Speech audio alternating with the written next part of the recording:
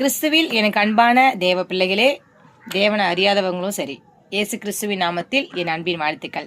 இந்த காலை வேளையில ஆண்டவர் நம்ம கொடுக்குற வசனம் என்னன்னு பார்த்தீங்கன்னாக்கா, ஆண்டவரே தேவரீர் தலைமுறை தலைமுறையாக எங்களுக்கு அடைக்கலமானவர்.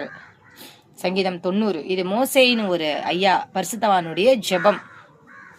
அவர் முத சொல்ற வார்த்தை, ஆண்டவரே தேவரீர் தலைமுறை தலைமுறைக்கும் எங்களுக்கு அடைக்கலமானவர்னு ஆண்டவர் சொல்றாரு. இந்த நாட்கள்ல கூட இந்த வார்த்தையோட இந்த காலை வேளையில உங்களை சந்திக்கிறதுல எனக்கு ரொம்ப சந்தோஷம்.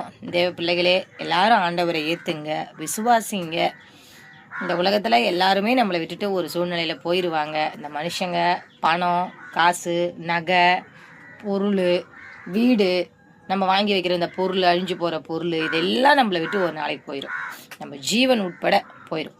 இந்த உடம்பு மண்ணுக்கு போயிடும், மண்ணுக்கு போயிடும், எல்லாம் நம்மளை விட்டு போயிடும். ஆனா கர்த்தராக இயேசு கிறிஸ்து மட்டும் எந்த சூழ்நிலையிலையும் நம்மளை விட்டு போக மாட்டாரு. இப்ப அந்த கிறிஸ்துவின் ஆவியா இருக்கு, பிசாசு உள்ள இறங்கிட்டான், கடைசி காலமா இருக்கு. யார் நல்லவங்க யார் கெட்டவங்க, உண்மையா ஏசப்பா அங்க வராரு இங்க வராரு இப்படியெல்லாம் சொல்ற காலத்தெல்லாம் வந்தாச்சு. அதனால ஆண்டவரை ஞானமா புத்தியா தெரிஞ்சு இயேசு வேதத்துல என்ன சொல்றாருன்னு புரிஞ்சு அதை மட்டும் விசுவாசிங்க. ஆண்டவர் உங்களை ஆசீர்வதிப்பார். ஆண்டவரை நம்புங்க, ஏத்துக்கோங்க. இயேசுவின் நாமத்தில் நல்ல பிதாவே, ஆமென்.